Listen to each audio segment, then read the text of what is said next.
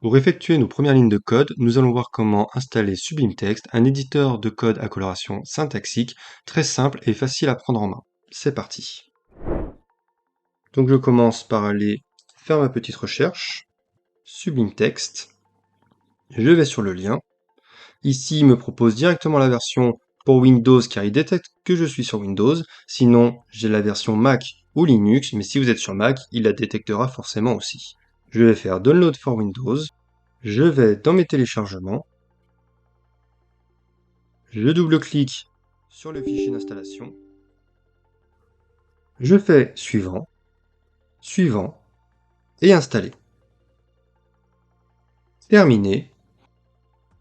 Je peux fermer cette fenêtre. Je ferme mon navigateur. Je vais dans ma barre de recherche. Et ici, j'ai Sublime Text qui vient de s'installer. Je peux faire un clic droit et faire épingler à la barre des tâches si j'en ai besoin. Je lance mon logiciel. Et c'est parti pour nos premières lignes de code.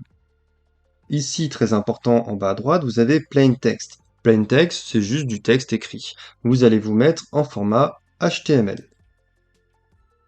En HTML, je ne suis plus obligé d'écrire H1, chevron fermant, chevron ouvrant slash H1, il me le ferme automatiquement, et mon titre, ici. Je peux directement écrire H1 et appuyer sur la touche tabulation, ce qui est déjà plus pratique. Ceci est mon titre. Ici, je peux faire P tabulation. Ceci est un paragraphe. Pour aller plus vite, je peux installer des plugins qui vont m'aider à écrire mes lignes de code. Par exemple, il me faut faire CTRL majuscule P, ça m'ouvre une petite fenêtre, ici. Et je vais faire Install. Alors moi je ne l'ai pas, mais normalement si c'est la première fois, vous devriez avoir Package Control, Install ou Install Package Control. Si c'est le cas, vous cliquez dessus. Une fois que c'est installé, vous refaites CTRL majuscule P, et cette fois-ci, quand vous allez taper Install, vous aurez le choix de Package Control, Install Package. Donc on a installé en gros l'outil qui nous permet d'installer les plugins. Maintenant on va installer les plugins. Donc Package Control, Install Package, donc Install Plugin. Je clique dessus et il me lance une petite liste où j'ai énormément de plugins. Donc c'est à moi de voir un petit peu ce qui me plaît. Donc je vous conseille tout simplement Emmet, E2MET. Si je clique dessus, ici il me dit bien qu'il a installé Emmet. Emmet va me permettre d'écrire des raccourcis. Si je fais H1 tabulation, ça fonctionne. Mais si je fais par exemple H1 point nom de ma classe, tabulation, il va bien me mettre H1 classe égale nom de ma classe. Si je fais par exemple point d'exclamation tabulation, il commence déjà à m'écrire tout mon code HTML. Donc ici on retrouve bien HTML, la balise, HTML ici, mon head, mon body, d'accord, donc pour rappel, head, je vais écrire les informations du site, et body, j'écrirai tout ce qui s'affiche à l'écran. Ici, j'oublie pas de me mettre en FR, sinon à chaque fois que je vais lancer mon site, Google va me demander de traduire mon site, même si c'est déjà en français. Donc voilà, et c'est ici que je vais écrire mes premières lignes de code. Par exemple, H1, tabulation, ceci est un titre, P, ceci est un paragraphe. Deux points. Et avec Emmet, je peux écrire lorem tabulation. Il me sort déjà un petit peu de lorem ipsum, du texte de substitution. Et je peux même écrire lorem avec un numéro derrière, par exemple 120. Il va me mettre 120 mots de lorem ipsum.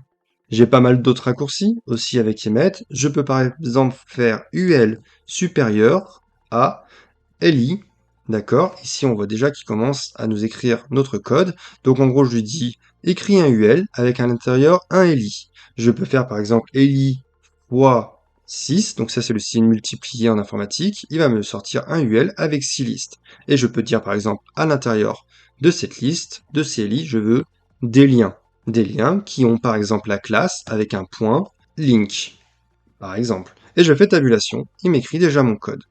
Ici, je peux mettre mon texte. Je peux faire par exemple Alt-GR sur Windows, touche du bas, flèche du bas, pardon. Et je peux écrire un texte plusieurs fois. Je peux bien sûr faire un clic ici, contrôle ou commande sur Mac, un clic, un clic, un clic, un clic. Je trouve ça un petit peu plus long, mais ça marche aussi. Ça marche aussi. Sinon, je peux faire dernière balise de A, par exemple. Et quand je fais CTRL D, il va me sélectionner la même chose qu'il trouve après. Donc, dans ce cas-là, il va me trouver fermeture de A, fermeture de A, fermeture de A. Donc, je fais CTRL D, CTRL D, CTRL D, etc. Et maintenant, avec les flèches du clavier, si je vais vers la gauche, il me retrouve mon curseur. Donc, je peux écrire à nouveau du texte. Ici, je peux faire Fichier, Save As. Je vais l'enregistrer par exemple sur mon bureau. Et ici, je n'oublie pas de l'appeler index.